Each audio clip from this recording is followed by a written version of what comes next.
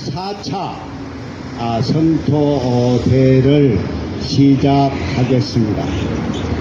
저희들이 지난 3월 5일부터 3기 1차, 2차, 3차, 4차 오늘로서 4차 마지막 성토대를 시작하겠습니다. 자, 그러면은 억울하게 돌아가신 우리 부모 형제들 영령을 위해서 묵념을 드리겠습니다. 묵념.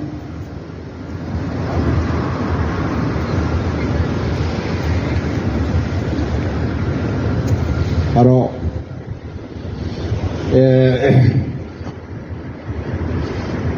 왜 이렇게 윤석열 헌법재판소의 판결이 늦어지고 있는가 하는 것과 두 번째는 엊그제 판결이 나온 한덕수 총리에 대한 판결을 조금 나름대로 분석을 하면서 앞으로 어떻게 될까 하는 것을 한번 생각해 보기로 하겠습니다.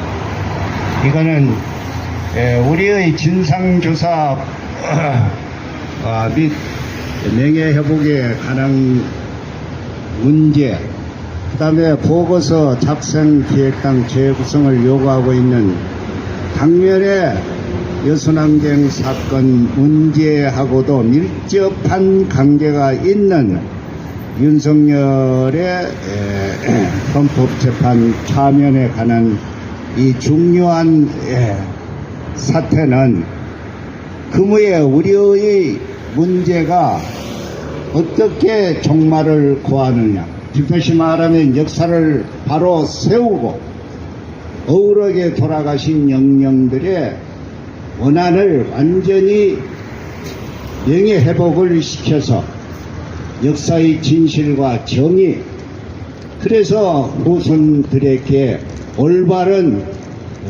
역사를 남길 수 있는 그러한 중요한 과제가 저희들에게 남아있다는 것을 생각할 때 아주 중요하다고 생각이 듭니다. 먼저 왜 윤석열 파면이 이렇게 나라가 정말 엉망진창이 됐음에도 불구하고 늦어지고 있는가 하는 것을 나름대로 한번 생각해 보도록 하겠습니다. 첫째, 헌법재판소는 글자 그대로 헌법을 위반했나 안 했나 하는 사항에 대해서 재판을 하는 것입니다. 그러면은 이 말은 무슨 말이냐면은 나라의 가장 중요한 최상위 법률이 헌법입니다. 헌법에 따라서 이 나라는 통치를 하고 정치를 하고 모든 질서를 유지해가고 있는 것입니다. 그렇다면은 이 말은 무슨 말이냐 하면은 헌법에 위반된 문제들이 발생했을 때 헌법에 위반했기 때문에 이것을 바로잡아 달라고 요청하는 것을 판결하게 올바르게 진실되게 사실을 규명하고 판단하는 것이 헌법재판소입니다. 나라에 따라서 헌법재판소를 독립기관, 우리처럼 독립기관으로 만들어 놓은 데도 있지만은 대다수의 나라들은 헌법을 이웃나라 일본을 보면은 대법원에서만이 판단할 수 있고 우리처럼 독립된 헌법재판소는 갖고 있지 않습니다. 그렇게 많아요, 되게. 근데 우리는 치열한 민주화 투쟁 속에서 87년 헌법을 만들 때 헌법재판소를 만들어야 되겠다 해가지고 만든 것입니다. 그만큼 우리는 법률적인 체계에서도 상당히 구체적이고 어떤 면에서는 법체계상으로는 선진국가를 능가할 수 있는 그러한 자부심을 가지고 있는 것도 사실입니다. 그래서 비상계명을 발표한 윤석열을 국회에서 원고가 되어가지고 소출을 한 겁니다. 그러면은 나라가 국격이 추락을 하고 경제고 일반 지금 엉망진창이 되어 있는 이 나라를 빨리 질서를 회복하고 정상화시키기 위해서는 하루빨리 밤을 새고 잠을 자지 않는 한이 있더라도 헌법질서가 빠르게 이 판결을 내려야 되는데 왜 이렇게 끌고 있느냐, 늦춰지느냐, 여기에 문제가 있다고 봅니다.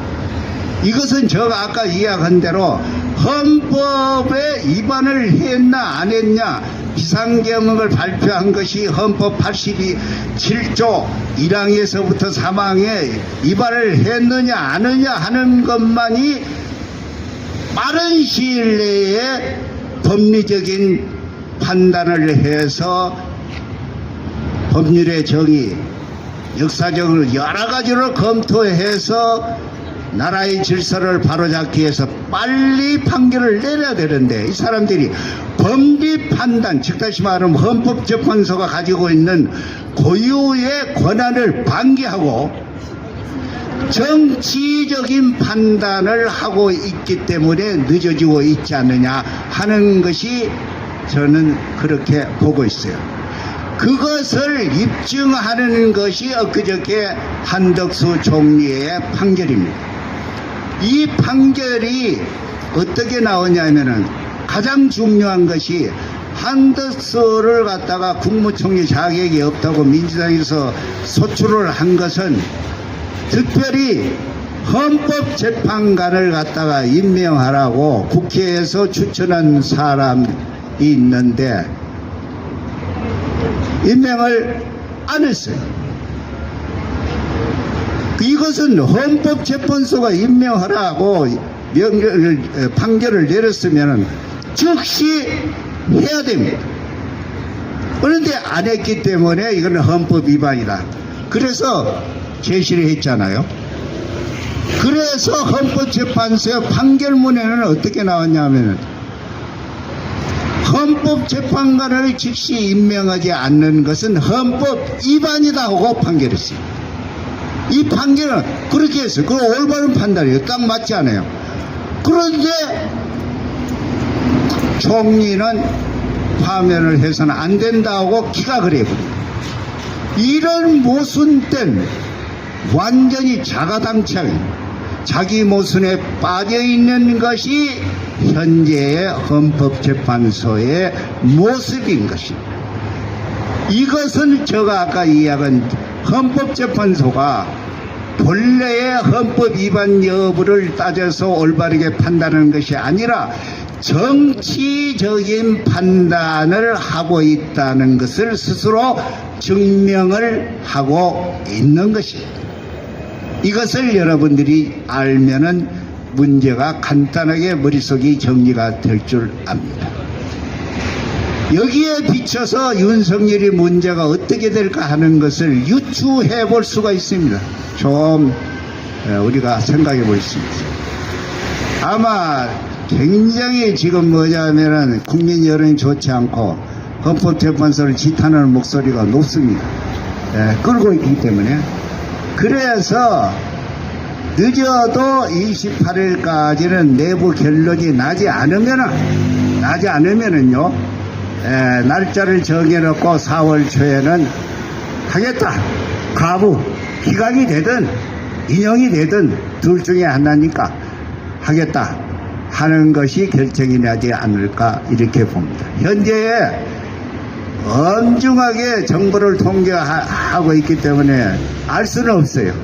그러나 저 개인적인 생각으로는 한덕수 총리의 판단을 유추해 볼 때 거기에 인용은 정계산 재판관은 인용하겠다.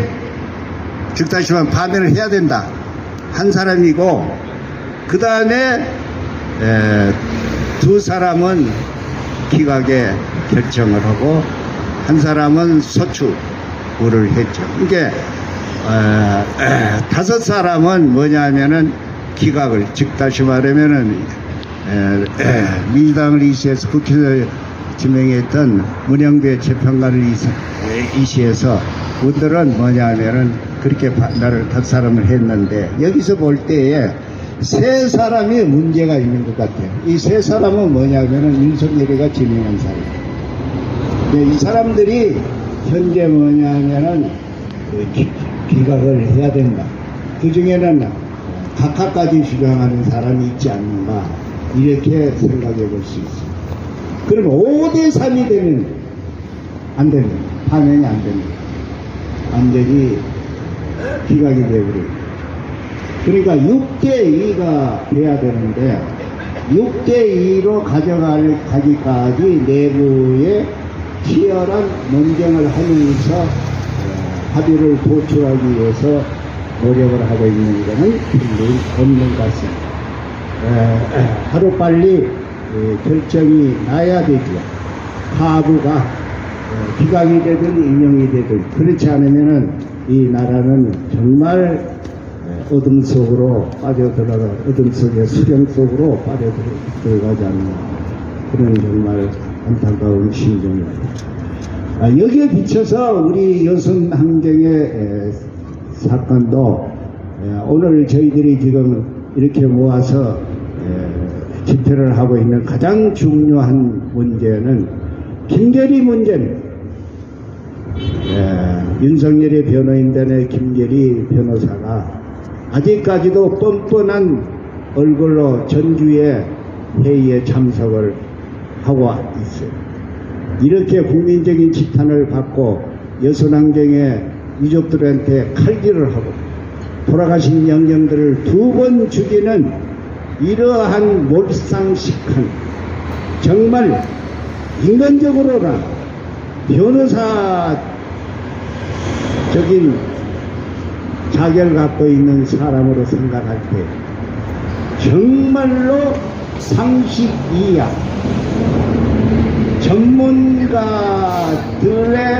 속하는 집단이 아니라 그야말로 정치적인 사기 집단들의 하수인 역할을 하고 있는 이러한 사람이 아직까지도 가장 우리의 여선항쟁의 역사적인 진상조사 보고서를 작성하는 기획단에 참가하고 있다는 것은 역사적으로 너무나 부끄러울 뿐만 아니라 하루빨리 사퇴를 하고 물러나야 하는데 아직도 이것이 이루어지고 있지 않습니다. 이 문제는 법적으로 4월 4일 돌아오는 4월 4일 날 임기가 마감이 된 조처를 하기 때문에 정부에서 정말 조처를 하느냐 하지 않느냐 하는 것을 두고 보면서 저희들이 계속해서 주시할 것입니다. 진상보고서가 왜 중요하냐 하면 항상 제가 강조하지만은 진상보고서에 나온 대로 후속 남은 역사적 과제를 해결하게 돼 있습니다. 그리고 가장 중요한 것은 진상조사 명예회복이 끝난 6개월 이내에 국회에 보고서를 제출하도록 의무조항으로서 규정하고 있습니다. 국회에 제출한다는 것은 국민에게 이러한 여순항쟁의 사건이 있었습니다 하는 진실을 보고하는 건 국민한테. 그래야지 국민이 이러한 여선은 지금까지 우리가 알고 있는 여순항쟁이 아니고 역사적 진실은 여기에 있었구나 하는 것을 알 수가 있는 것입니다. 그 다음에 3만에 가까운 억울하게 돌아가신 분들이 어떻게 돌아가셨냐 하는 것이 일목하게 나타납니다. 그래서 우리들 한 사람 한 사람의 진상 보고서가 대개 30페이지 정도 되는데 그 30페이지가 방대제 전부 보고서 내부에 첨부가 됩니다. 일일이 전부 돼서 그게 자자손손 우리나라에 뭐냐면은 나라가 존재할 동안까지는 그 보고서가 역사적인 증거물로서 존재를 하면서 연구를 하는 부학들에게 엄청난 자료를 제공하게 되는 것입니다. 이렇게 중요한 보고서 작성 기획단이 진정으로 양식과 전문성과 공정성과 정의로운 사람들로서 구성이 돼서 정말 여수랑쟁의 진실, 역사적인 사실, 역사적인 정의 이것을 완전히 망라하는 훌륭한 보고서가 작성해야 된다고 생각을 합니다. 네, 정말로 할 이야기가 많지만은 오늘 아까 제가 소개했던 우리 박미자 선생님께서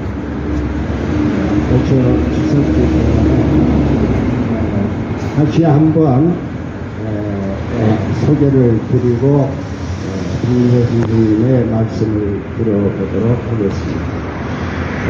박미자 선생님은 현재 성공회 대학 연구교수로 계십니다. 전교조 수석 부회장으로 계실 때에 국가보안법 위반으로 체포당해서 형을 사시고 아주 고생을 많이 하시고 나오셔가지고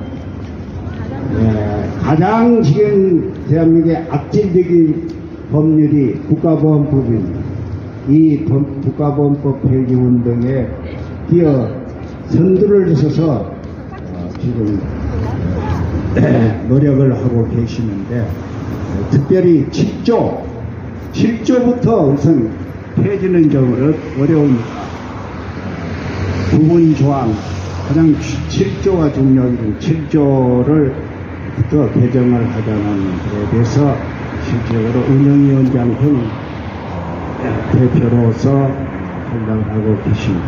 저도 우리 박미자 선생님의 성실함과 그 다음에 아주 끈질을 띠고 정말 굽힐 줄 모르는 정말로 존경할 수 있는 분이기 때문에 저도 지금 국가보안법 7조 개정에 대해서 돕고 있습니다. 바쁘신데 특별히 오늘은 강의도 없고 시간이 있어서 이렇게 모셨습니다. 그러면은 오셔서 좀 말씀 좀 해주십시오. 네, 반갑습니다. 방금 소개받은 저는 성공회대학교 연구교수로 학생들에게 교육의 역사를 정의하고 있고요. 그리고 지금 국가보안법 폐지 투쟁을 하고 있습니다.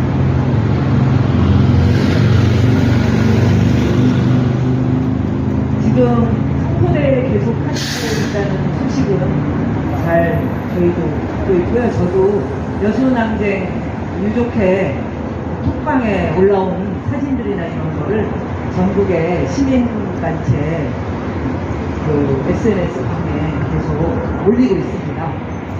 이 여순 사건 특별법이 제정된 것은 너무나 귀하고 너무나 중요한 교육사적 의미가 있습니다.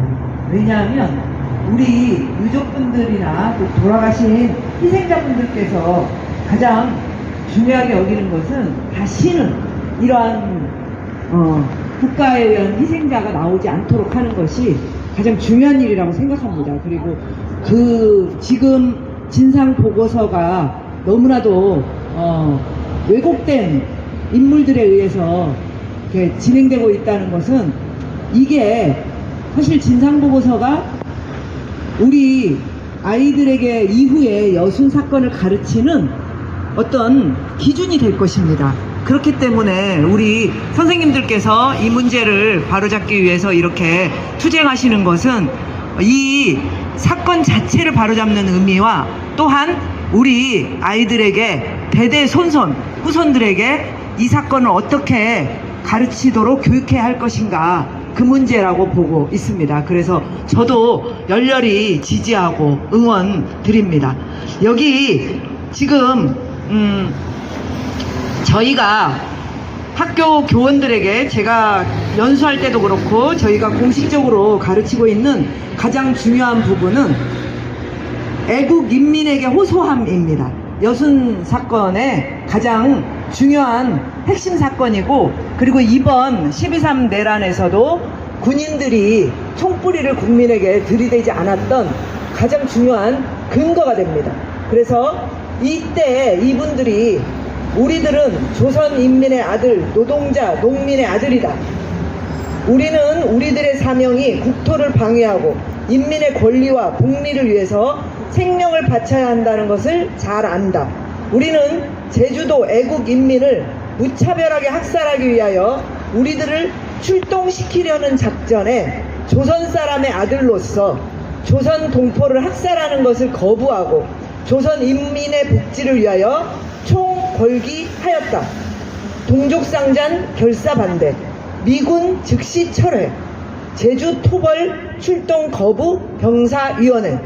이 역사적 문건은 저희가 교사 연수 때마다 함께 배우고 공유하고 있습니다. 그리고 또 하나 더 귀중한 부분은 이번 저희가 지역의 역사를 지역에 사는 학생들에게 가르칠 것에 대한 교육과정 개편을 했습니다. 그 개편을 사실은 2021년 문재인 정부 때 국가교육회의에서 진행을 했었는데, 특히 순천과 여수 그리고 전남 일대에서는 학교에서 여순 항쟁에 대해서 가르치고 있습니다. 그 가장 모범이 되는 학교가 순천의 별량중학교입니다. 그래서 별량중학교는 10월 19일이면 해마다 이 정신을 기리는 연극을 하고요. 아이들에게 10월 한 달 동안 여순항쟁의 진실을 가르치고 있습니다. 저는 이것이 굉장히 중요한 우리 교육의 모범이라고 생각하고, 제가 올해 3년째 계속 그 부분을 연구하고 또 지역뿐만 아니라 전국적으로 확산하기 위해서 노력하고 있습니다.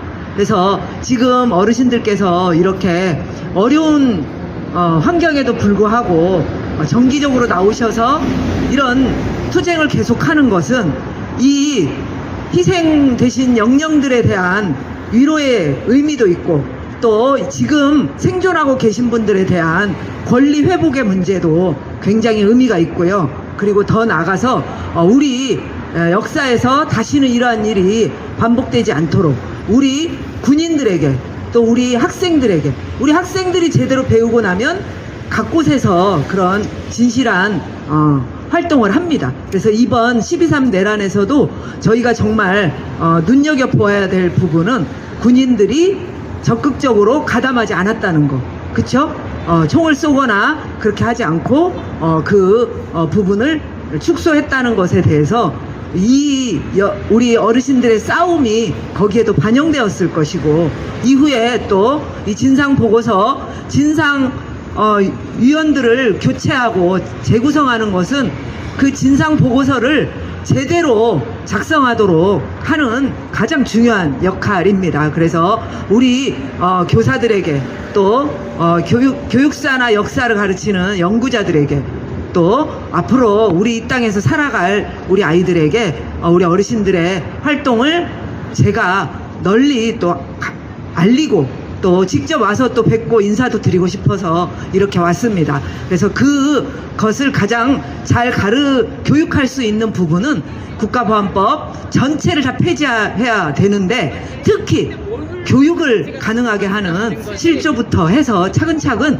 교육을 통해서 변화시키겠다, 이런 마음으로 제가 여순사건 시작될 때부터 또 특별법 제정 토론을 할 때부터 함께 응원 드리면서 함께 해오고 있습니다. 건강 너무 건강이 제일 소중하니까 속상하셔도 식사 꼭꼭 챙겨 드시고요. 건강 잘 지키시고 우리는 반드시 이깁니다. 그렇지 않습니까? 네. 그러면 한번 구호를 한번 같이 외쳐보도록 하겠습니다. 진상조사보고서 기획단 당장 교체하라 하면 제가 그렇게 하면 당장 교체하라를 3번 해주시면 되겠습니다. 진상조사보고서 기획단 당장 교체하라! 교체하라! 교체하라! 교체하라! 투쟁! 윤석열 12.3 내란 선고 즉각 이행하라! 이행하라! 이행하라! 이행하라! 투쟁! 네, 감사합니다. 끝까지 이길 때까지 함께 하겠습니다. 감사합니다. 네.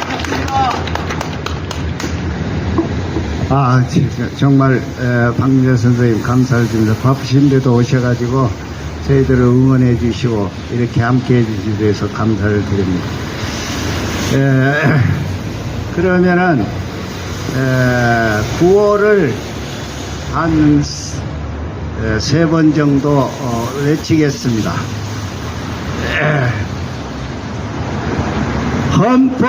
헌법재판소는 윤석열을 즉시 파면하라! 파면하라! 파면하라! 파면하라! 제